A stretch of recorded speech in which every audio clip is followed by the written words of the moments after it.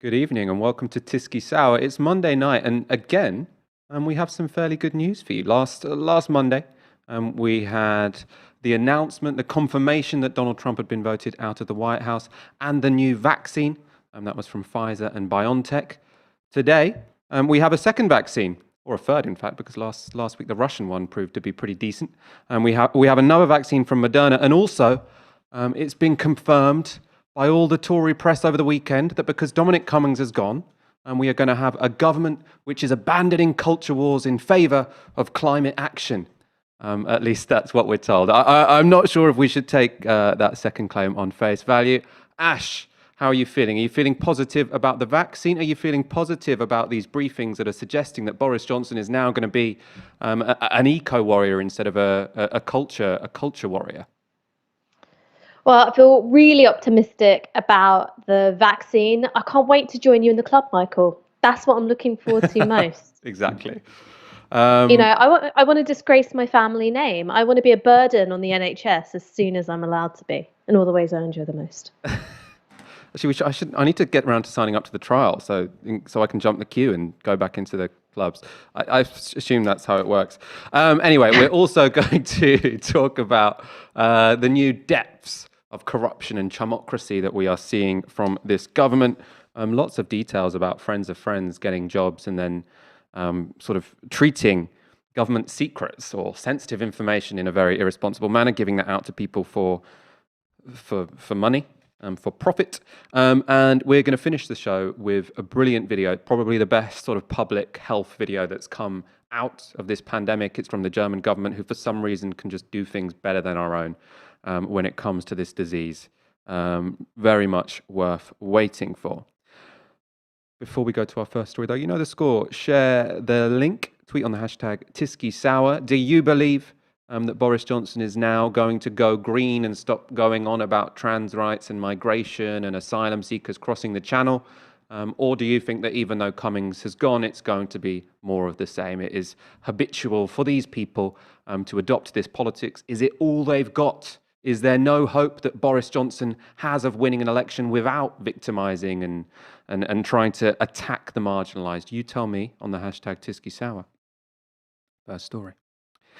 It was only after Friday's show that details of the Cummings departure from Downing Street properly came to light. Now, we're not today going to go through all of the ins and outs of what went on, but there is just some colour that was sort of revealed after the show that I thought it was disappointing not to be able to talk about live, which is sort of how childlike everyone is inside Downing Street, which is especially worrying considering for the last 9 months we've been living through the worst pandemic since 1918. Anyway, let's go to the FT expose of what happened. This is their story as to what happened on that dramatic Friday when Dominic Cummings resigned.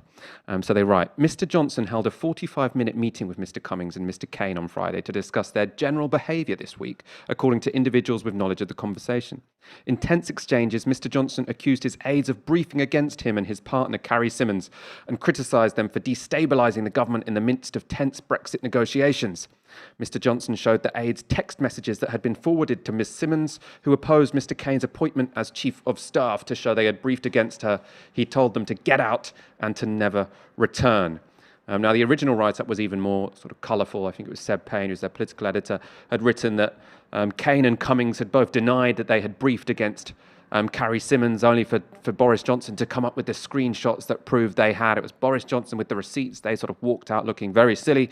There were lots of briefings and counter briefings. But anyway, it does seem like a fallout between these characters was pretty significant. The Sunday Times write-up sort of painted Johnson as desperate to keep Lee Kane, who was Cummings' ally, who was head of press, telling him it was his duty to take on the job, his duty to the country to take on the job. Then Allegra Stratton threatens to quit if she is forced to answer to Kane. Symonds backed her up, and so Johnson lets Kane go. That's the background. That's the colour we couldn't add on Friday because it hadn't been revealed yet.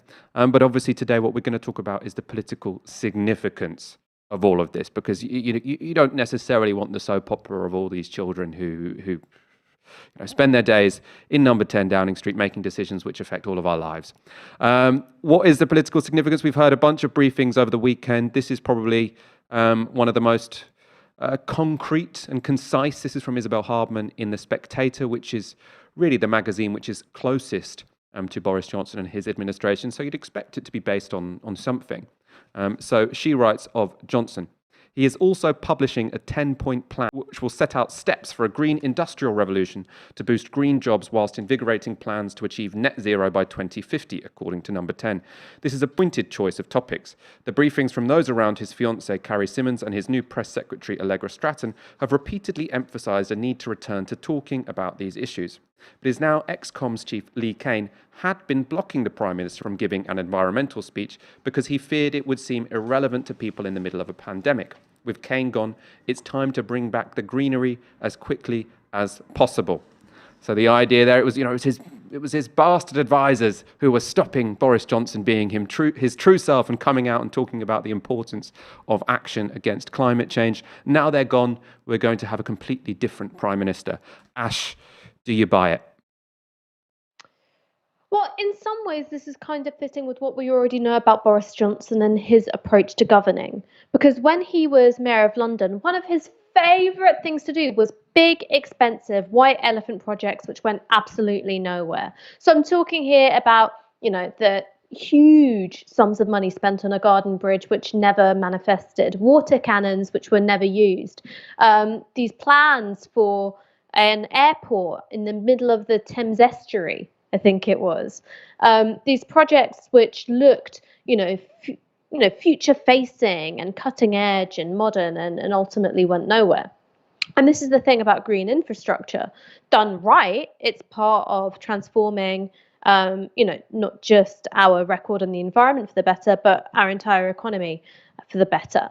There's a kind of famous phrase, a definition of socialism of power anywhere where there's people, and that's also quite literally a green agenda. You're taking the means of generating power, cheap, plentiful, renewable energy, and you're giving it to everyone, solar panels on every damn roof. I don't necessarily think that that's going to be Johnson's approach. I think that these things will be very piecemeal, very slapdash, and also what we've seen about commitments to big spending over the pandemic is that he's not that great when it comes to, ensuring service delivery. He likes farming out huge lucrative contracts to his mates and mates of the Conservative Party, who ultimately fall down when it comes to doing the damn thing. So I would say that I'm skeptical of whether or not this will lead to an actual green industrial revolution. I don't doubt that Boris Johnson has some kind of plan, has some kind of vision, but I think it's going to be more of the same of what we've seen before in terms of his prior record in office. I think definitely, Labour can probably claim a victory that the Tories are explicitly talking about a green industrial revolution, which was, it was a line which was come up with by John McDonnell, which is now being touted by Johnson. I agree with what you say, that we need to be careful as to where this money is spent. We probably need some regulatory body purely to stop Boris Johnson splashing all of the cash, which is sort of ring-fenced for green energy, to his friends who have sort of run businesses in lingerie or Formula One or whatever. I can't imagine where this money is going to go. This is all a bit speculative, though. We'll have to wait and see what the concrete proposals are that the government come up with, and we will analyse them when they do. One change which has already happened with the departure of Cain and Cummings is that the six-month government boycott of ITV's Good Morning Britain has ended. So the boycott of Good Morning Britain was all part of the government's strategy to basically not speak to any media outlets or any programmes which they thought were overly critical. Basically, that means which didn't just brown-nose them constantly, like some of the main BBC programmes do. So Newsnight, they wouldn't go on, obviously a BBC programme, but one of the ones which is more critical. Channel 4 News, they wouldn't go on, and Good Morning Britain, they wouldn't go on. Now, within 2 days of Cummings going, that boycott has ended. And when Matt Hancock appeared on Good Morning Britain with Piers Morgan this morning, Morgan didn't waste any time. He basically used the opportunity to bring up all of the failings of the past 6 months, which he hadn't got an opportunity to ask Matt Hancock about at the time. Let's take a look.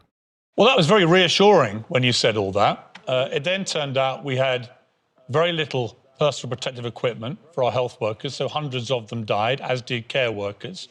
It then turned out that care homes, far from having the ring of protection, which you've been boasting about ever since, we actually sent thousands of elderly people out of hospitals back into care homes without testing them for COVID. So a new epidemic was started in care homes.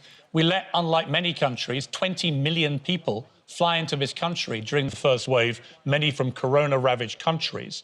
You said that the public didn't need to wear masks. Now you say they do. You said it was fine to shake hands at a time the World Health Organization was warning against shaking hands. You said mass gatherings were fine, which is why the Cheltenham Festival went ahead and Liverpool football matches and pop concerts. And we now know that was a catastrophe. The lockdown was at least 2 weeks too late. And because it was, they reckon 25,000 lives were probably lost.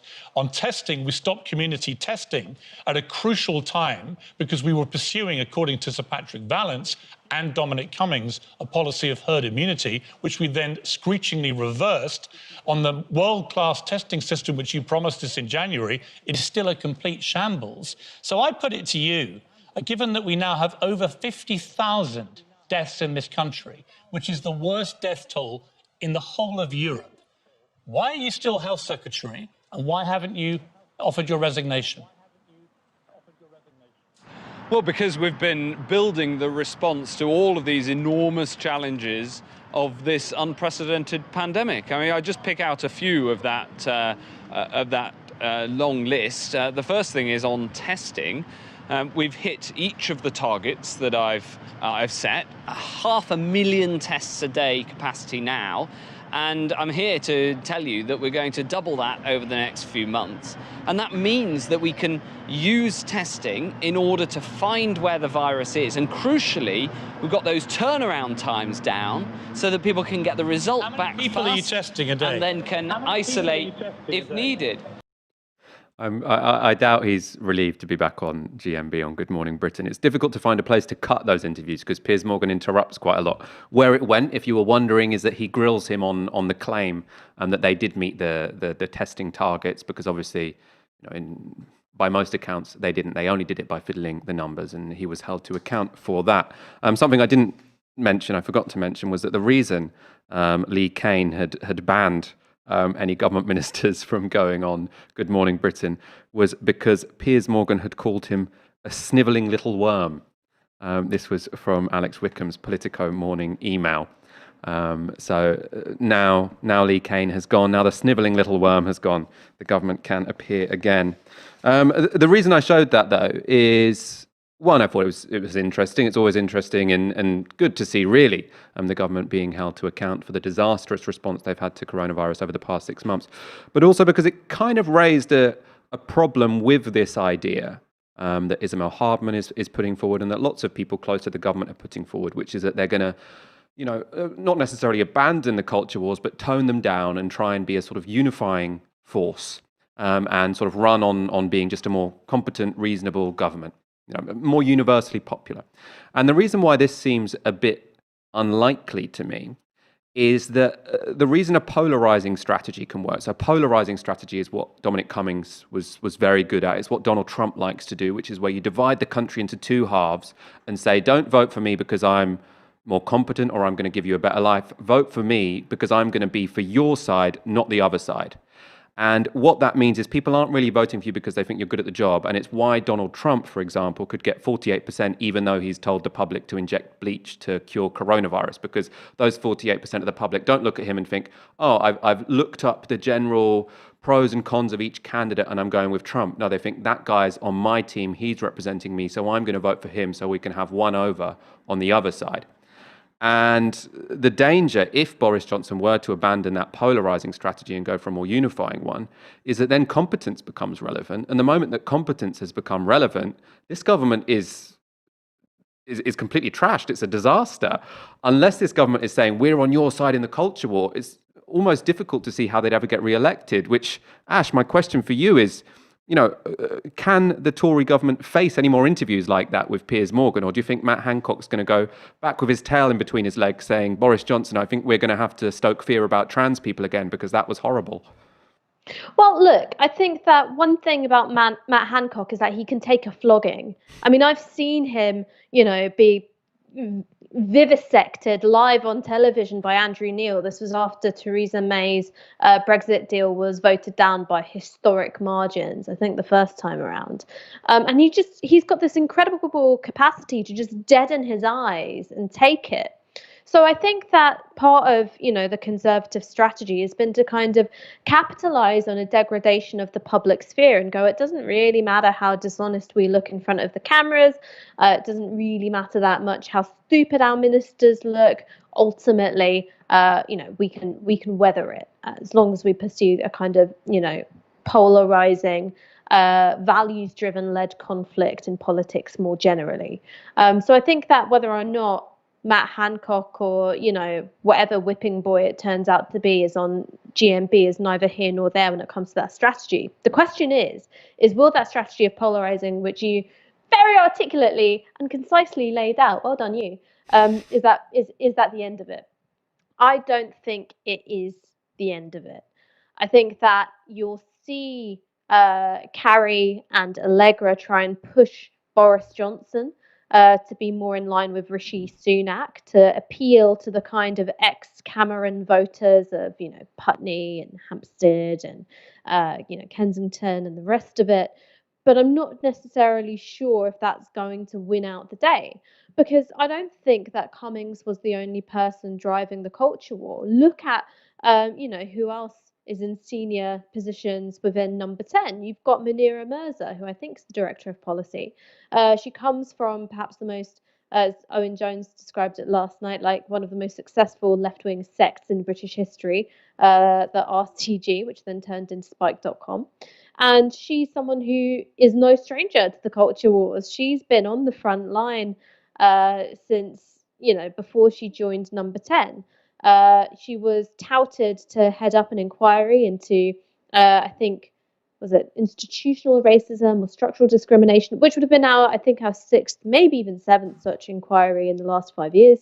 And she's someone who doesn't buy that institutional racism, structural discrimination exists in the first place. So it would be like getting, Nigel Lawson, arch climate denier, to head up an inquiry into renewable energy, right? Completely inappropriate. You look at the appointment of David Goodhart to the EHRC. That's another one. This is not a sign that the culture wars is going away. And I also think that sometimes there's a missing third piece when people think of, Boris Johnson versus whatever pretender to the throne is going to emerge. People always think it's just Boris Johnson and Rishi Sunak. Maybe there's a third contender here. Maybe that third contender is Priti Patel. Not necessarily because Priti Patel is so openly and nakedly ambitious for the top job in the same way that Rishi Sunak is, who's developed his own kind of, cologne branding for every single press release. But I would just say that Priti Patel has got her finger on the clogged artery of Middle England in a way which would be, enviable, I imagine, to some of the policy people around Keir Starmer. She really has, I think, quite a refined understanding of, authoritarian nationalism and how to appeal to that mood. And I think that that's something which might be able to appeal to those kinds of ex-Labour voters who felt very alienated from Labour on the basis of perceived differences on issues around race, culture, belonging, and the nation. I think Priti Patel is actually quite well placed to speak to that group of people. Another person who's obviously not as senior as Munira Mirza or as senior as Priti Patel is Kemi Badenoch, the Equalities Minister, who is, standing up in Parliament, sort of decrying, I think, virtue signalling. I think maybe she went on about cultural Marxism one time. You'd have to check me on that one, but certainly is very skeptical about the language of anti-racism and kind of thinks that any attempt to hold black and brown people in positions of power to anti-racist values is itself an act of racism. So I think that with those figures so embedded in government, culture wars is not going away. I think there's also a real appetite for it in this country. You can see the way in which the language of racialized grievance has become really powerful in parts of this country as a way of, is another form of values-driven conflict. And I don't think that Dominic Cummings was necessarily the Svengali behind it all. Yeah, I mean, it's also worth noting that, I mean, as Allegra Stratton and Carrie Simons are getting sort of painted in the press as these nice liberal characters who are going to soften up Boris Johnson. I mean, if you saw our previous shows about Allegra Stratton, she is in that infamous interview with a single mum who she actually, she paints as an unemployed benefit claimant and said, why don't you live with your mum? Should you have had kids if you can't afford it? She ended up having to, or the BBC ended up having to apologise on her behalf because the woman actually had a job. She wasn't unemployed. She felt like she was horribly misrepresented. And basically she was just out there doing George Osborne's job for him. And when people say, oh, this will be going back to the Cameronite version of the Tories, the more sort of liberal, fluffier, hug-a-hoodie Tories, they were also the Tories who were responsible for tens of thousands of deaths because of austerity. Very different to a pandemic. Yes, this government failed on a pandemic, but they actively pursued a policy which led to tens of thousands of deaths for no reason. Didn't make any sense whatsoever. And that wasn't just a government failure. That was, government viciousness, really, vindictiveness. We're going to go on to our next story in a moment. First of all, apologies. Apparently you're getting some interruptions, but I understand we have sorted that all out now. If it seemed to be buffering for anyone, do let us know in the comments, but I think that should be sorted now. We did have over 2,000 watching, but I think the buffering maybe took that down a little bit, so share it, get people back. Now we've sorted that out. A couple of comments. Derek Nichols with a $5. Mike, Hancock, rather than speaking with any authoritative tones of certitude and rationale, now sounds more like a comedian parodying himself. It's so scary. That is so true. Especially, we're going to show you a clip of Jonathan Van Tam from the Daily Press Briefing because I think it was more useful. But if you watched it, the Matt Hancock speaking was just, he does seem sort of constantly terrified. There's huge gaps in between everything he says and the whole thing, he just seems like a terrified kid speaking at school. Does not give the impression that this guy's really on top of things. Stephen Cropper, Michael, you and the team have been keeping us grounded in a progressive perspective all year. Thank you. Roll on the vaccine so I can raise a glass with your dad once more. His old jazz bud, Stephen. Oh, nice one. All right, Stephen. My dad is a jazz aficionado, if our audience didn't know that. So he's desperate for the pubs to reopen. It's got a bit of an older, the audience there has an older demographic, so they need a vaccine before they can all go back, probably. Paula Rue with a tenner. Please, can I get a shout out to my darling sister Jo, who introduced me to you in the run up to last year's election. I always look forward to watching every time Tysky Sour goes live. Thank you so much, Paula. Thank you to your sister who introduced you to the show. Alison Oliver with a $5. Thanks to Ash and Nigella for the fish finger border recipe. A new family favourite. Owen, a great show too. Thanks. And Michael Deary with a $5. How worrying is it that the Prime Minister is essentially a piece of plasticine that can be moulded by unelected people? I think that is a serious issue there. In a way, to be honest, I find the sort of people try and be a bit alarmist, I think, about the fact that you have advisors who are powerful. But ultimately, if you've got a politician, the politician there is elected to be the final responsible person, and if they're just using their judgment to choose between the work that other people do, I don't think a lazy leader is necessarily the worst leader. With Johnson, it just seems like he's kind of lazy. He does have a mandate. I think, I don't trust him with that mandate, but he got it, and he kind of does get to hire whoever he wants. But obviously, we should hold them to account on whatever stupid policy they adopt next. Let's go on to the vaccine. Just like London buses or new episodes of The Crown, we've been waiting months for a COVID vaccine, just for a load to turn up all at once. Last week, Pfizer and BioNTech released results from their phase 3 trial, which showed their vaccine to be very effective, 90% effective. That same week, the Russian Sputnik vaccine came out. It's been talked about a bit less in the British press, but that was also shown to be 92% effective. The trial slightly smaller than the other ones, but I haven't seen anyone seriously sort of challenge its validity. Now, today, Moderna is the latest vaccine project to release results showing effectiveness of over 90%. In this case, the data suggests the vaccine offers 95% protection from COVID-19. Now, as you consider that sort of before these results came out, the government and the regulatory bodies were saying, we will accept a vaccine that is over 50% effective, and we've now got vaccines which are over 95% effective. This seems like extraordinarily good news. Obviously, a few caveats. These are preliminary results. We're not sure how effective they'll be with older people because of the age range that these phase 3 trials are carried out on. And it's not confirmed whether they stop transmission or just symptoms. If they just stop the symptoms but not the transmission, that's going to be a lot less useful in terms of ending this epidemic. But from what I've heard, the fact that it is this effective with symptoms suggests it's probably effective with transmission. But we'll have to wait and see. And in any case, soundings from scientists are generally very positive. Jonathan Van Tam today, the Deputy Chief Medical Officer, seemed very pleased. Do I feel more encouraged in relation to another messenger RNA vaccine showing that it is making COVID-19 potentially in the future a vaccine preventable disease? Then absolutely so. It's brilliant news, absolutely brilliant. It's the second penalty now. That's also gone into the back of the net. So we're starting to feel in a better position.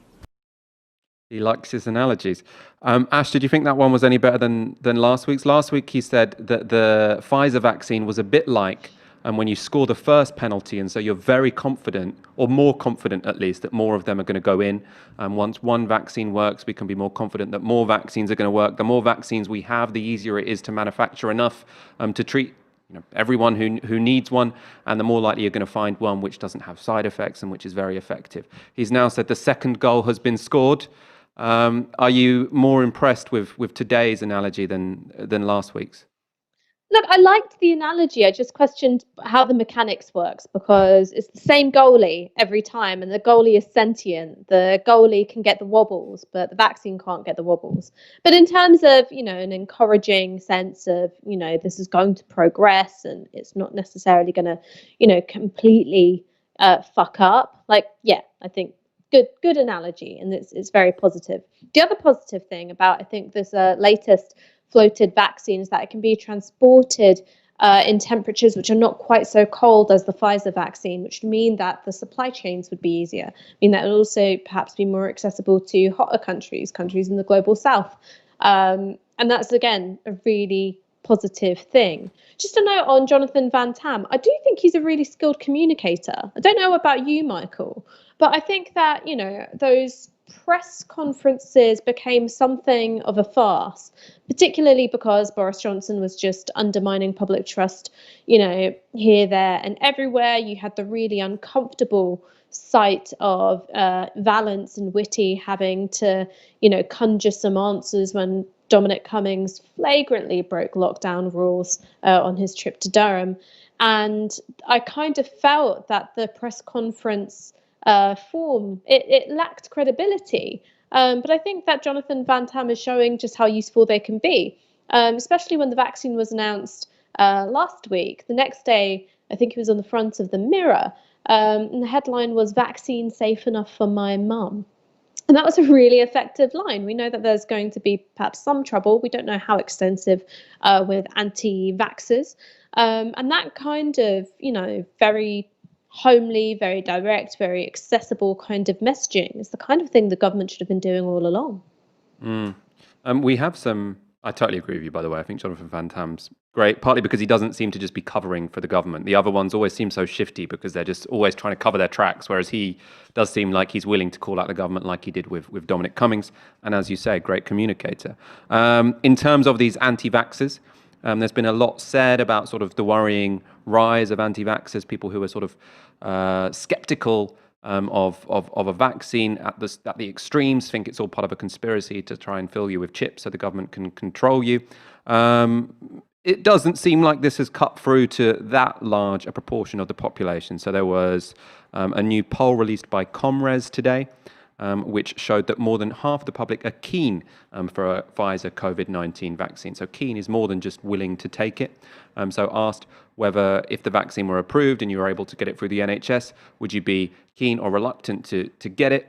57% of people said they'd be keen. Only 15% said they were reluctant. It's interesting, actually, that the younger age group, slightly more skeptical than the older age groups, that potentially could be have something to do with the spread of anti-vax stuff on social media. I'm not entirely sure, but with a vaccine with 95% effectiveness and this number of people willing to take it, I kind of feel like it's all looking fairly positive in that particular area of pandemic control. Obviously, we've still got a very difficult winter to get through before this sort of comes on stream in spring or in autumn. Or most people seem to think it will come in time to save us from next winter. I want to talk a bit more, though, about the politics of the vaccine in terms of, or briefly, I will explain what the mRNA technology is, because that was mentioned by Jonathan Van Tam, although obviously I'm not a scientist. It's not going to be my area of expertise. But what it basically means is that you insert through your vaccine a genetic code. It's called mRNA because RNA is the genetic code of a virus, a bit like DNA is the genetic code of people or animals. And then this is injected into the body with a messenger, and that's why it's called mRNA, because it's delivering this information to your body so that your body can learn how to defeat the actual virus when it arrives. And this is quite relevant actually to the politics of all of this, because people have been very impressed, rightly I think, by the speed at which this radical new technology has been developed to, it seems, rescue us from a catastrophic global pandemic. This technology, mRNA, so the messenger RNA technology, never been used before. It was discovered earlier, but it hadn't been sort of developed into a fully working vaccine. It now has. And for me, what this shows is, how much medical science and presumably various, parts of our scientific establishment can achieve if we have the dynamism and sort of the drive to achieve it. So this particular vaccine, or actually last week's vaccine, the Pfizer-BioNTech one, I say last week's, they announced the results last week's, it's still very much in development, it's not yesterday's news now. There was a great article in the FT this weekend which was sort of explaining the story of BioNTech and how this technology was developed, which I thought was very interesting in terms of what lessons can we learn from this. So let's get up a quote from this. Because they say that, initially this mRNA technology, which has been around for a while, was, not really going anywhere. The system as it was structured was not allowing this to develop and flourish as it has now. So the FT write, the wider scientific world was largely dismissive of the technology, especially after early experiments with mRNA therapies showed that the body treated them as an intruder and prevented it from reaching the intended cells. It was a small community, and even within the small community, we were ignoring each other, says Dr. Sahin, of the handful of researchers who were devoted to mRNA and who are now hotly tipped for a Nobel Prize. Capital markets and large pharmaceutical companies were also unconvinced, leading them to focus instead on antibody therapies at Ganymede, which was subsequently sold for roughly $1.4 billion in 2016. At the same time, however, Dr. Sahin brought a small team of scientists and collaborators with him to the University of Mainz, which, along with Tübingen, 100 miles to its south, was home to a cluster of cutting-edge mRNA expertise. Now, what's, I think, really notable there, this technology has been around for a while. It seems like we could have developed vaccines like this a long time ago, but private capital, big pharma was not particularly interested because it was a very risky technology. They thought it was not a safe investment. What has happened now, is you've had governments which are willing to front up huge amounts of cash. That takes away all of the risk because most of it is put, up front. And that means that we have now, as humanity, as a society, had the opportunity to develop this new technology, which can now hopefully be used for loads of different illnesses. They're already saying this looks like it could be a very effective cancer treatment. You can only imagine how many different viruses this could be sort of branched out to inoculate us against. And, people will say, this is Big Pharma came up with this. This is Big Pharma who came to the rescue. But again, I don't really buy that. So for one, as this FT article showed, it wasn't Big Pharma that picked up this technology. They had to go and develop it at a university because Big Pharma wasn't interested. It was too risky. But also, how has this been developed over the past 6 months? It's with shed loads of public money. So just in terms of the Pfizer-BioNTech vaccine, we'll start with that. So I was looking into how that was funded today, and lots of money from the German and the US government. So let's get up this article from Fortune. So it says, Berlin gave the German company $445 million in an agreement in September to help accelerate the vaccine by building out manufacturing and development capacity in its home market. The Trump administration agreed in July to pay almost $2 billion for 100 million doses, with an option to acquire as many as 50 million more once that clearance comes. So that's the Pfizer-BioNTech vaccine. The Moderna one, which was announced, or the results of trials was announced today, that received $1 billion in grant money from the US government and $1.5 billion in pre-orders. And to me, it just seems phenomenal, how much these companies can achieve, or these researchers can achieve, because they're also, university researchers, when this money is put up front and they can just do it. It's what someone like Mariana Mazzucato has been talking about for years, which is mission-oriented industrial policy. You say, you guys should solve a problem. Here's loads of money to do it. And then the advance, the magic that is modern science comes up with the goods. And I just feel like we should be applying this to all sorts of problems now, which private markets tend to ignore. Ash, I want your thoughts on this, and especially, where do you think this could be taken next? If governments learn from this, and if, I suppose, voting publics learn from this, that if you say the government should be involved in the production and development of new technologies, they should front up the cash and be, very specific about where they direct it to. This could be, incredible in terms of not only curing other diseases, but sort of developments in fighting climate change, for example. Not with this particular technology, but the point stands. If you put billions of dollars and say, we want you to solve this problem, that is kind of the best way to get problems solved. I mean, I did like the thought of you firing mRNA directly into the sun, take that, global heating. But it's like you pointed out, this is an argument which has been advanced by Mariana Mazzucato in The Entrepreneurial State. And in the book, what she argues is that, you take Apple with the iPhone, essentially what they were able to do was, cannibalize and repackage technologies which had been developed in the public sector, be that GPS or touch screens, or even the internet. And so I think that this is an old idea. It's one of those things. It's an idea which might have met the time in which it can become popularized, but only if there's a suitable political vehicle. I don't necessarily think that shifts in common sense just happen. And we might be able to look at coronavirus and the way in which governments have behaved and said, well, maybe what this normalizes is just the absolute shoveling of public money into private hands. And you can see that with the way in which Sarkar, Deloitte, these huge contracting firms have been called upon to run very key parts of our healthcare infrastructure. So it's only going to be a lesson learned from the coronavirus pandemic if we make it one.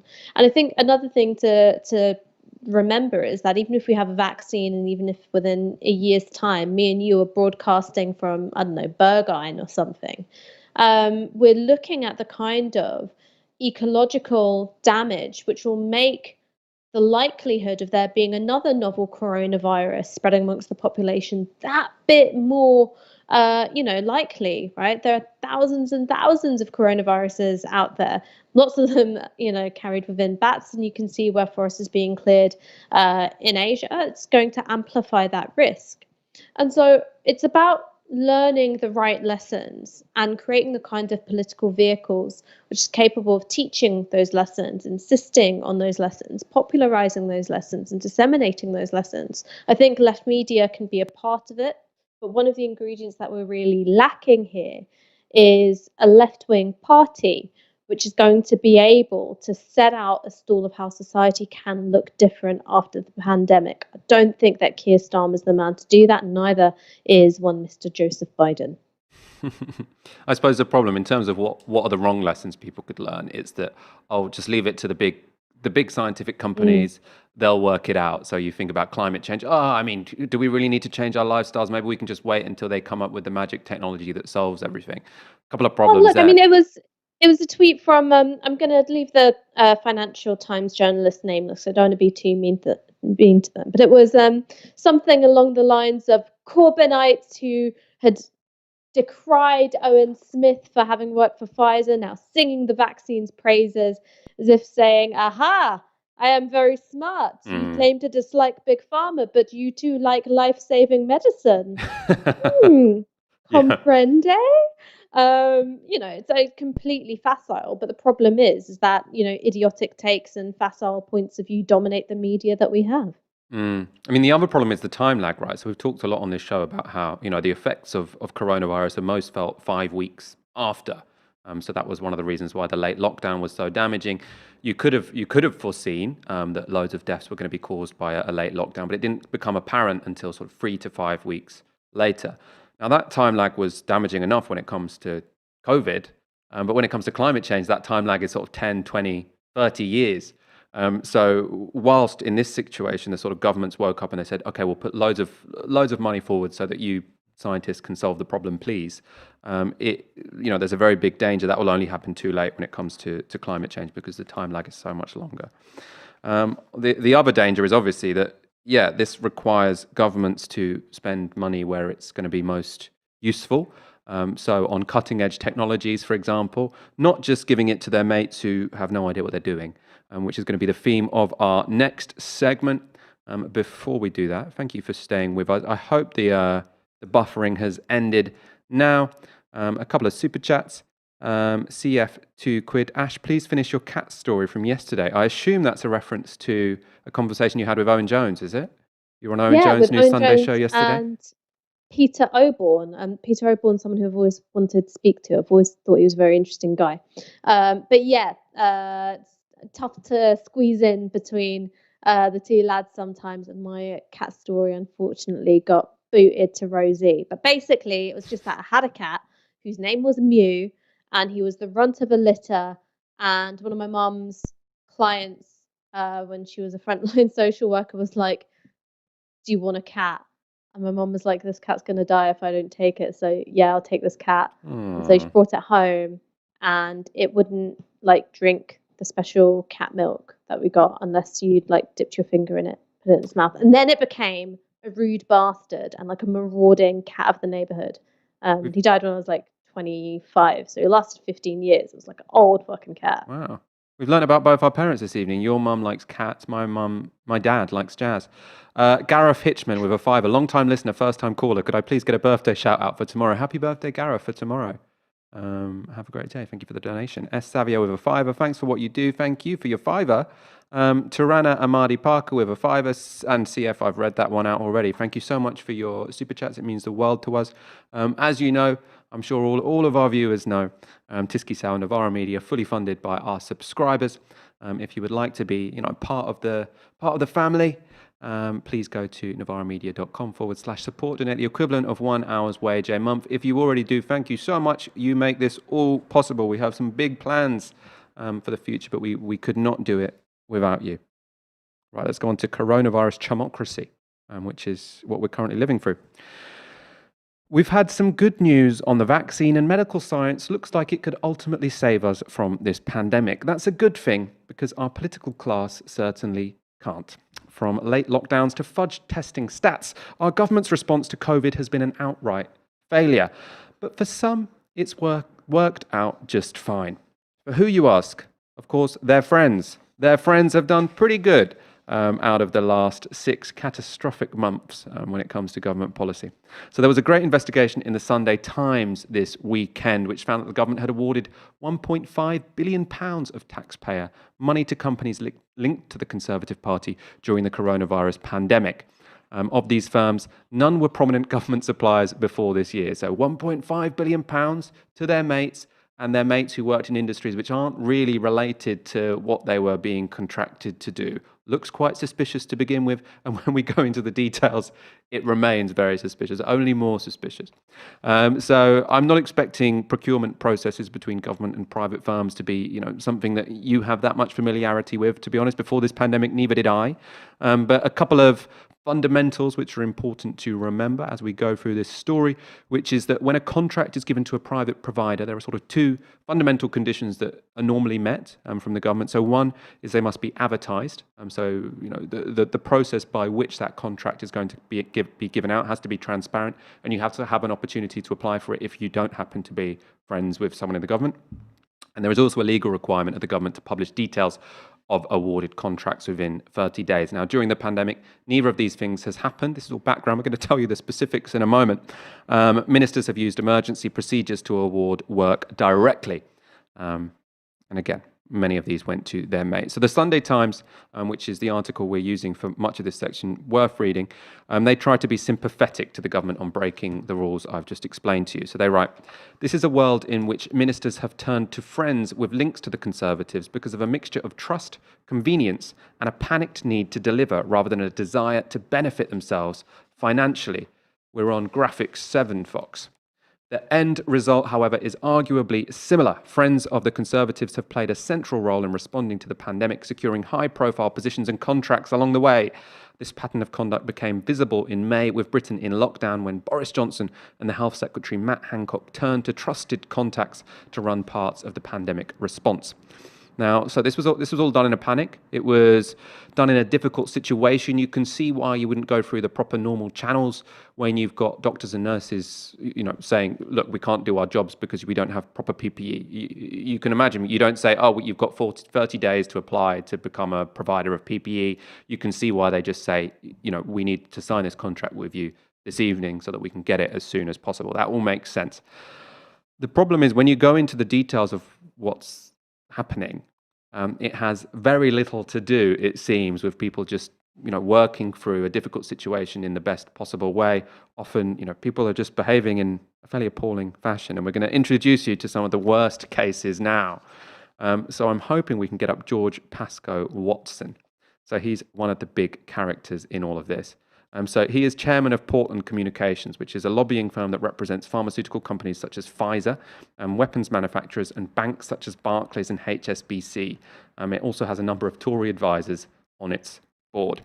He was also the former political editor at the Sun newspaper. You can get an impression of the politics of this guy. Now, during the pandemic, Pascoe Watson was appointed by the Department of Health and Social Care as an advisor, though this wasn't announced. Now, you can say, there's no excuse for that not to be announced. Being in a rush or being in a high-stress situation doesn't mean you shouldn't tell public authorities who you've employed. Anyway, let's go to what's written up about this guy's role. In the Sunday Times, they say, Pascoe Watson participated in daily strategic discussions chaired by Lord Bethell, a hereditary peer and former lobbyist who serves as Test and Trace Minister for 6 months. Bethell, 53, was a surprise appointment in March, having chaired Matt Hancock's leadership campaign in 2019 and giving a £5,000 donation. Hancock, the Health Secretary, and Baroness Harding, the head of Test and Trace, are understood to have joined calls including Pascoe Watson and senior officials about how to communicate announcements and policy. So you've got this guy who is a former political editor at The Sun, works at a PR agency where lots of Tories sit on the board, and now with no announcement, there's no public admission of this, he's sitting in on phone calls with some of the most important people in the government response to this pandemic. Lord Bethell, who serves as the Test and Trace Minister, and then Dido Harding and Matt Hancock, who I'm sure you know about. And it gets worse, because not only is this person in government meetings and it's a secret, it's kind of suspicious, but this guy who is a boss, basically, at Portland Communications, was releasing private information he was getting in these meetings to clients of Portland Communications. So he works for a communications company where you're a corporate client, you go to him to sort out your communications. He's emailing you inside information about government policy when it comes to coronavirus before the public or media know about it. Now, some examples. You, like me, probably only found out about the current lockdown late on the night of the 30th of October when it leaked to the press, or in Johnson's press conference on the 31st of October. Remember, it was Halloween, and that was when we found out we couldn't leave the house for a month. But if you were a client of Portland Communications, you would have found out 2 days earlier. So this is incredibly important public information, which is going to people who pay an advertising agency, essentially, a communications agency, to get that information. It's going out to them before it goes out to the public, before it goes out to people in the NHS. They also got some information we still haven't been told. So there is an email which was about Tier 2 restrictions in London. This was on the 15th of October. And the official position is that it would be reviewed fortnightly. So when Matt Hancock announced this restriction system, he said, we'll be reviewing every 2 weeks whether or not London, in this case, should stay in Tier 2. Now, this guy, Pascoe Watson, emails his clients and says, the decision makers have told me personally that spring is likely to be the first opportunity to lift the restrictions. So we've got here someone who is accessing those meetings, it's not publicly advertised that they're accessing those meetings. They are someone who sort of moves in Tory circles, and now they're using the information from those meetings to tell their private clients stuff that we don't know as members of the public, stuff that leaders in the NHS don't know. But you can find out if you are a client of one of someone who moves in Tory circles. It's nasty. We're going to go through some more figures in the Chumocracy, and I'm going to go to you, Ash, for your comments on all of this. But these are some of the big names. So we're going to go to Dido Harding. You've heard of Dido Harding, but there's a whole network that you really need to understand to explain the Chumocracy going on here. So she is a former telecoms boss and wife of a Conservative MP. She was appointed to run Test and Trace, and which was announced in a tweet by Health Secretary Matt Hancock. She was also given a peerage by Cameron. She also goes horse riding with Matt Hancock. So married to an MP, friends with Matt Hancock. She's not really from a public health background, and she gets appointed without any sort of advertising process to lead Test and Trace. Now, around the same time that she's appointed, Kate Bingham is appointed to another leading job. She's appointed to run the Vaccine Task Force, incredibly important job, just like leading NHS Test and Trace. Now, just like Dido Harding, she is also married to a Tory MP.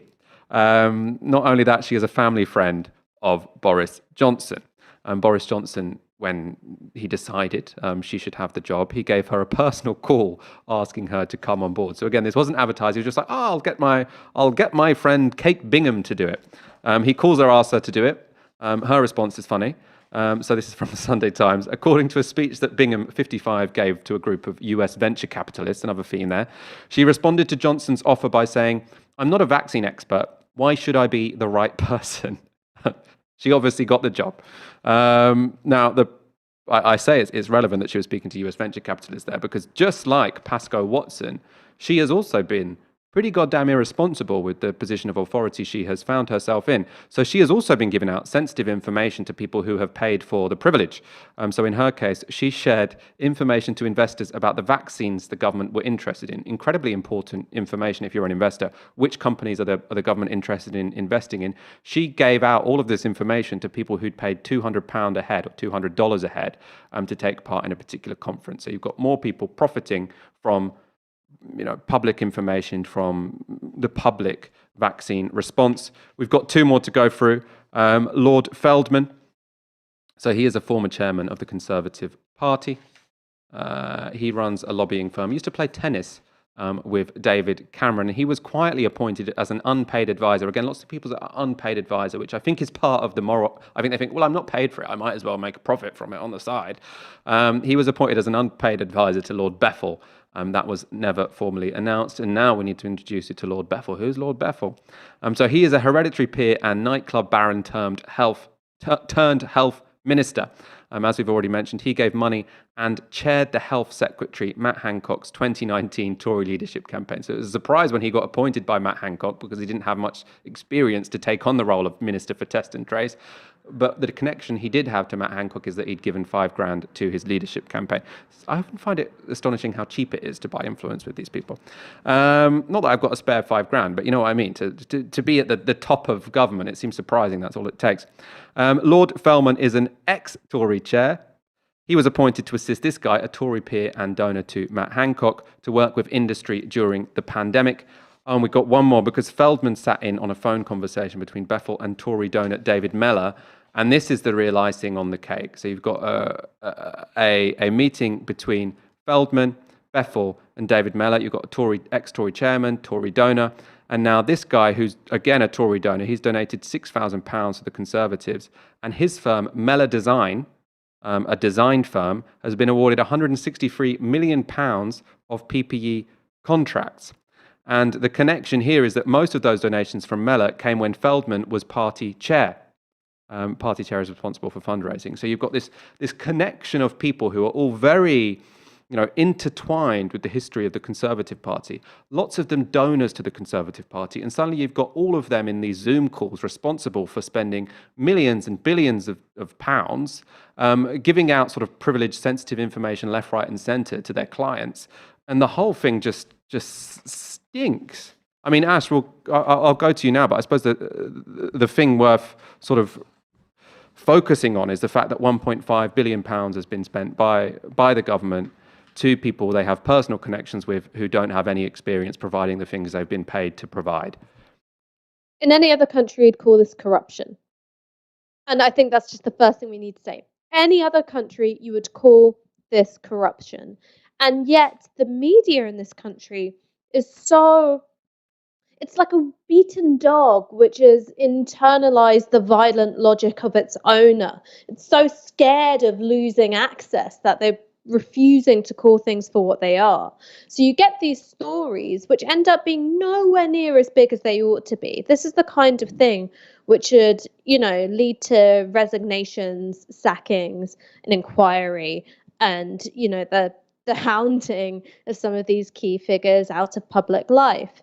But the media consistently, pulls its punches with regards to these kinds of stories. There's a sense of, well, there must have just been kind of mistake. I don't think she could have meant to pay herself these outrageous sums of money, or I don't think he could have meant to have, given a contract worth millions to his old, drinking buddy.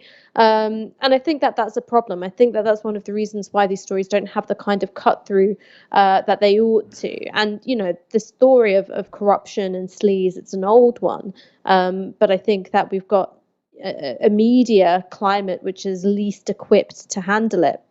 The other thing to note is that relatively early on in the pandemic, I'm talking about late April and May, stories were emerging of billions of pounds worth of state contracts being given out without a proper tender process. And so what that means is that normally when you have a state contract being put out, there's got to be some element of competition. So companies put in different kinds of bids, saying how much they'll do for how much money, and the state supposedly is able to get the best deal through that. Coronavirus became a pretext and an opportunity to just let the piggies directly at the trough, right? So you've got this huge transfer of wealth from public to private hands, which has also resulted in the parcelization of our healthcare infrastructure, most notably with test and trace. You've got incredible sums of money being handed out to companies which have absolutely no expertise or background in providing healthcare support or manufacturing PPE or whatever it is. Do you remember how much we all laughed with when Chris Grayling handed out a contract to a company which didn't actually have any ferries, £14 million contract? Do you remember how ridiculous that sounded? Now it's billions of pounds everywhere for people who have nothing to do with the thing they've been paid to produce. And I think that the problem is that unless there's a real reckoning, and I've got an idea of how that reckoning should go. Go on, lay it out. Is that your 3-point plan? How does the reckoning go? Plan. Basically, I think that this should be a moment like phone hacking, right, in a way that it led to Leveson. Phone hacking was this kind of, in some way it was what Paul Mason always dreamed of, was a sort of strategic alliance between the left and the centre. And it did have some consequences, if not all the kinds of consequences that we wanted. And I think that anti-corruption campaigning could actually be a really strong place for the left and for liberals to find some shared terrain, shared campaigning objectives. The reason why I don't hold my breath that that's going to happen is that right now the centre is still too convinced with, sealing Corbynism in a tomb and then burying that tomb at the bottom of the deepest trench of the Atlantic Ocean. And I think with that set of priorities, you're not going to necessarily see the kind of work being done around these issues that you need, because the media is not going to do it. They're not going to do it. And so I think that means that you are going to have some kind of grassroots campaigning effort towards making it a big story. And I just don't think anyone's in the place to make that happen, unfortunately. I mean, we should say, I totally agree that, if you look at the broadcast media commentary on this, I don't think Matt Hancock got asked any questions about this at the daily briefing. But obviously we're taking this story, or we're getting a lot of the detail from this story from the Sunday Times, who, politically aren't aligned with us. But one thing they do have is quite well-funded journalists, which means they can put some time into investigations, especially the Sunday Times. I think that the normal Times doesn't bother quite so much, which leads me to saying that if you want us to do the same kind of investigations that these big multi-billion companies can do, that's precisely why we really want you to go to support.novaramedia.com, donate the equivalent of 1 hour's wage a month, so we can start doing these investigations as well. The Guardian says comment is free. It's not quite free, but it's a lot cheaper than investigations. But we are, we're starting to invest in reporting in our articles.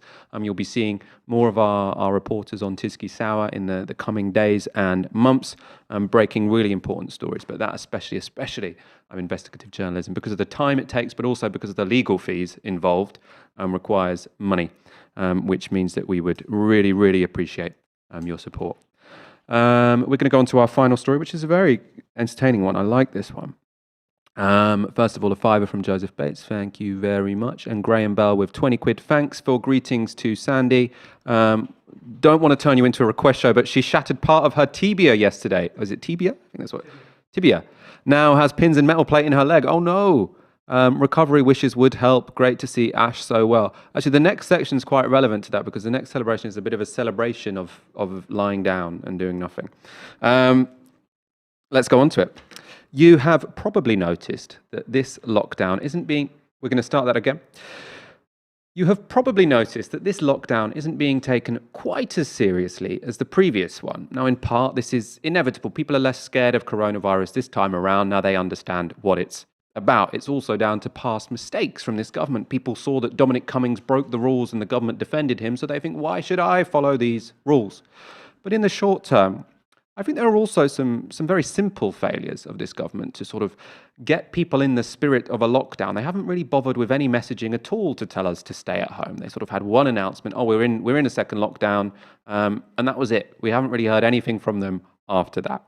Now, if what you're looking for is an effective public messaging campaign, which sort of shows you why staying at home is a good thing, why lockdown is necessary, no one has done it better than the Germans, who for some reason are just better at coronavirus than the rest of us, or the rest of us in Western Europe anyway. Let's take a look at this government, which puts our government to shame. Ich glaube, das war im Winter 2020, als das ganze Land auf uns schaute. Ich war gerade 22 geworden, studierte Maschinenbau in Chemnitz, als die zweite Welle kam. 22. Diesem Alter will man doch feiern. Studieren, jemanden kennenlernen als sowas oder mit Freunden einen trinken gehen. Doch das Schicksal hatte andere Pläne mit uns. Eine unsichtbare Gefahr bedrohte alles, woran wir glaubten. Und das Schicksal dieses Landes lag plötzlich in unseren Händen. Also fassten wir alle unseren Mut zusammen und taten, was von uns erwartet wurde. Das einzig Richtige. Wir taten nichts. Absolut gar nichts. Waren faul wie die Waschbären. Tage und Nächte lang blieben wir auf unserem Arsch zu Hause und kämpften gegen die Ausbreitung des Coronavirus. Unsere Couch war die Front und unsere Geduld war unsere Waffe. Ja, wissen Sie, manchmal muss ich fast ein bisschen schmunzeln, wenn ich an diese Zeit zurückdenke. Das war unser Schicksal. So wurden wir zu Helden. Damals, in diesem Corona-Winter 2020.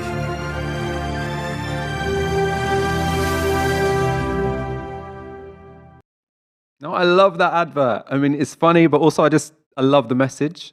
So I really felt in the first lockdown, this is maybe quite personal to me, but for a while people say, how are you finding the lockdown? And I was like, well, I mean, obviously there are downsides, but to be honest, I used to feel guilty if by the end of the day I hadn't left the house, if I'd just sort of read articles online and watched documentaries, I'd feel like, I can't believe I've stayed in all day. Now I get to feel pride. Now I feel civic pride if I have sat on the sofa for 16 hours before going straight back into bed. And I always was a bit surprised that the government weren't really running on this message, because obviously I don't want to be here downplaying the huge costs, the huge downsides of lockdowns. And I know for so many people it's incredibly difficult. If you're in not everyone can sort of just lie down and be lazy and watch movies all day long. If you've got young children, if you've got a difficult living situation, not everyone can do this. But it does seem to me that the government our government haven't made enough of the fact that one of the most important lower cost things we can do, lower cost by that I mean human cost, over the coming winter, is encouraging young people to make the most of sitting on your arse and staying at home. And I think that comparison between, obviously it's silly and it's meant to be lighthearted, but the comparison between what do you have to do to, rise up to the challenge in a war is, you have to put your life in danger.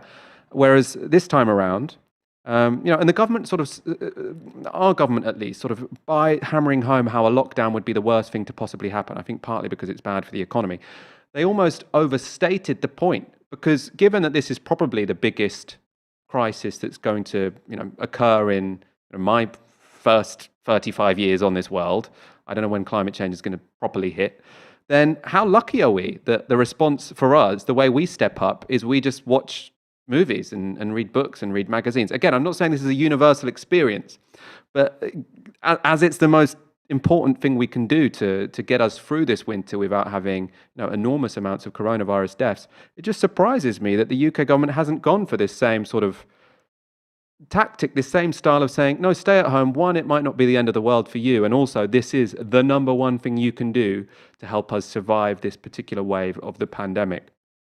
Ash, I want to go to you.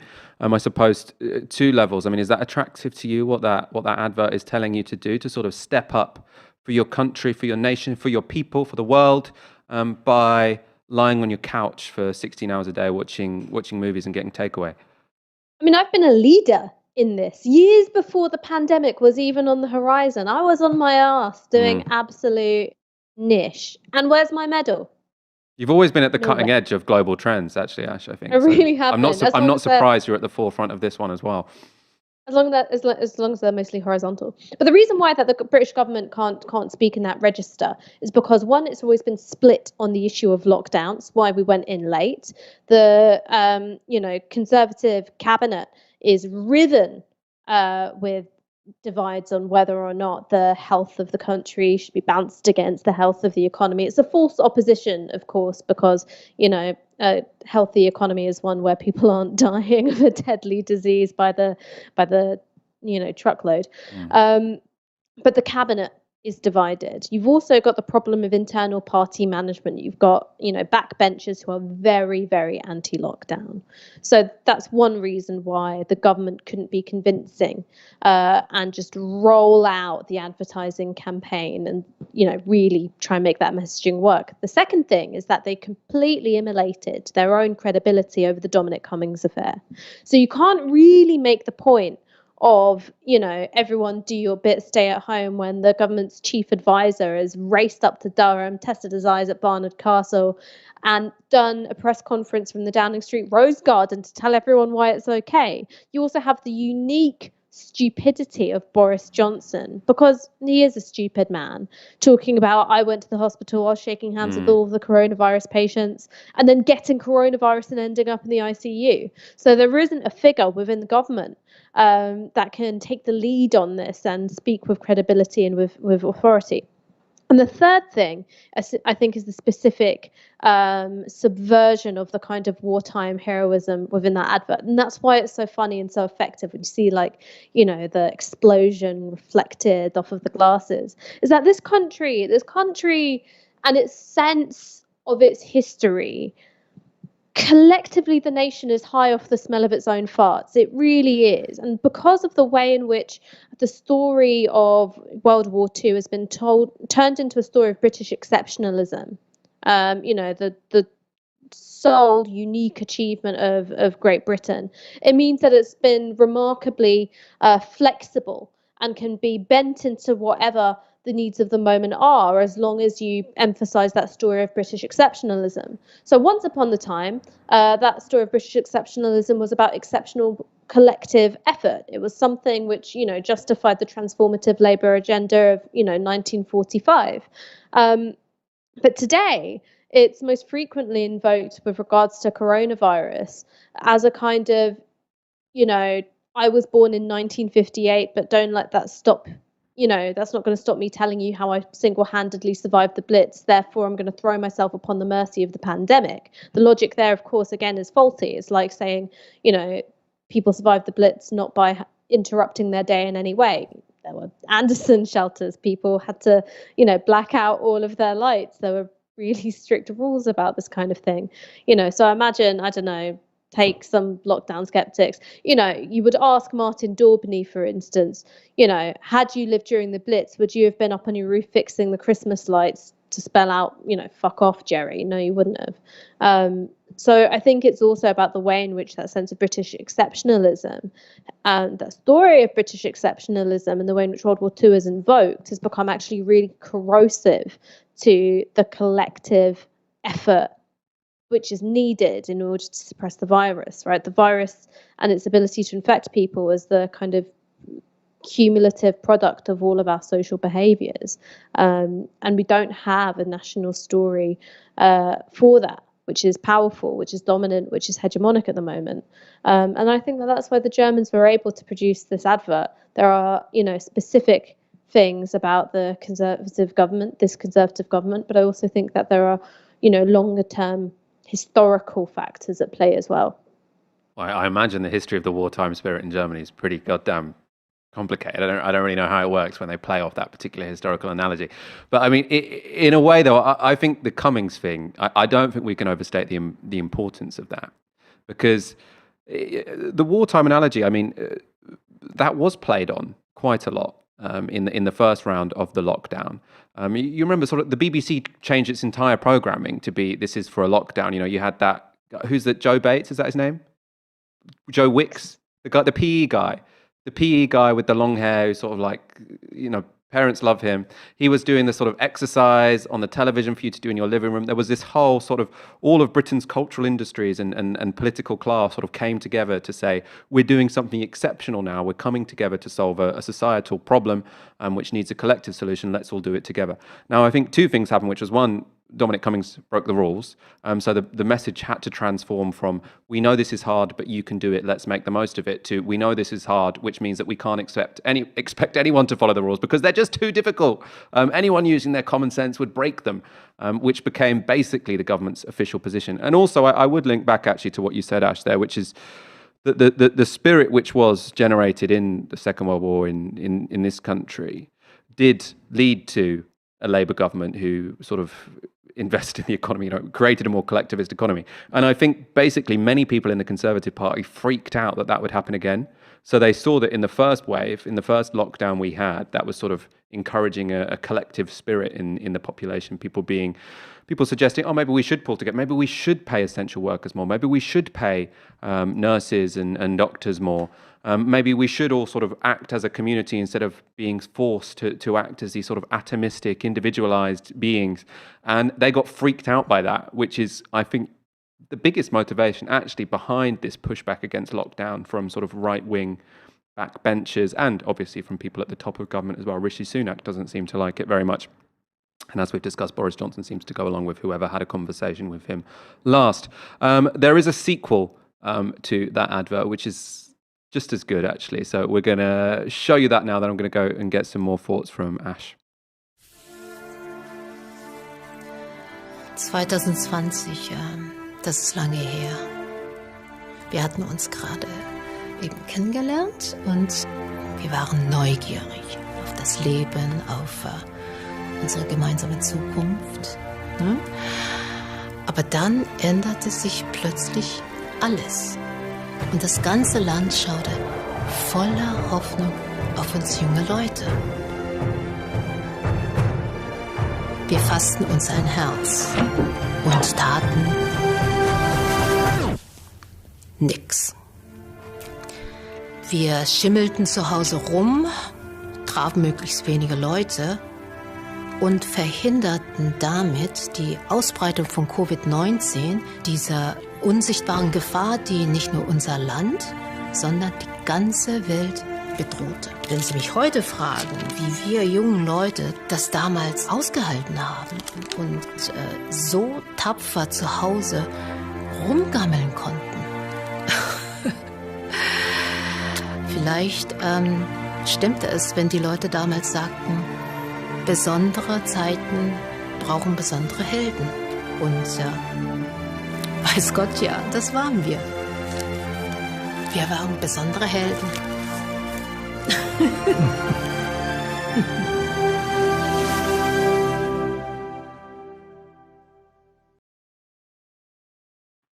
Become a hero and fight coronavirus. It's every good, I suppose, public information campaign needs a love story. Although I can see why they didn't lead with that, because you could watch that and think, well, I would be happy for lockdown if I had a beautiful girlfriend. But if you don't have a beautiful partner, maybe you want to go out. Anyway, Ash, your thoughts on maybe we shouldn't go down that rabbit hole. Ash, your thoughts on the sequel. Your beautiful girlfriend. What? So, yeah, no. Oh, I didn't think you'd be that happy if you were locked down with your beautiful girlfriend. No, audiences as well. Yeah, I mean, we could modify that video slightly. You know, I wouldn't mind the bucket of fried chicken and anyway. My primary romantic attachment in that video was, in fact, the bucket of fried chicken, and I don't care who knows it. I don't care who knows it. I mean, the thing about, I think, that one, in a way, which was different from the first one, which was kind of, lazy and a bit grotty, and that was why it was funny, is that this kind of leaned into the kind of exceptional joys of lockdown in terms of being liberated from work. You're just sort of lounging around with people, and it's playful. And again, that's hard to cut into when, you're a conservative government, which has been invested for the last 10 years of creating as precarious an economy for young people as possible, and also saying, you've got to get back into the office, you've got to get back into universities, the entire country depends on you getting a half-price Nando's. What are you doing? Get out of your house. And I think that there is a bit of, it's that strongly conservative instinct within the Conservative Party, which is you cannot, under any circumstances, undermine the sense of the inherent nobility of working till you die, right? And so nobody wants to touch that, the idea that there are aspects of lockdown, particularly if you have a stable and secure income, if you don't have dependents to look after taking up more of your time, because it is really challenging if you have kids. And there are people who, are carers for a family member, and when you don't have help from the outside anymore, that's really, really difficult. But, if you're in a kind of situation like me and you are in, Michael, which is your income's somewhat stable, you've got a stable place to live, it's kind of all right. We like watching Netflix with takeaways, and we're lucky enough to be able to do that for one winter. And there's also the stuff which is fun because you're working from home, which means that you can do your meetings with the camera turned off while you, for instance, try and perfect your recipe for flapjacks, as I've been trying to do. Is that what you need to get out of the oven in a minute, which is why we have to end at exactly 8:20? No. The thing that I've got to get out of the oven in a minute is, and it's a tray of very nice Italian sausages, because I've moved about a month and a bit ago, and there's a very cheap Italian deli around the corner from me. Ooh. Well, that does so I put it in delicious. on a low heat because I knew that would be doing Tysky. However, I don't want those sausages to dry out. I'm feeling quite jealous of your lockdown now. Not only I've got the fried chicken and the sausages to contend with as sort of objects of my longing. Anyway, Ash, it's been a pleasure, as always, on a Monday evening to be joined by you on Tysky Sour. Again, with, some good news, some bad news, some good news and some outrageous stories, let's put it like that. We will be back, or I will be back on Wednesday at 7 p.m. There'll be an interview tomorrow night at 7 p.m. I'm not exactly sure with who yet, but it will definitely be worth watching. For now, thank you so much for all of your super chats. Thank you so much to our supporters at novaramedia.com/support. I've been Michael Walker on Tysky Sour on Novara Media. Good night.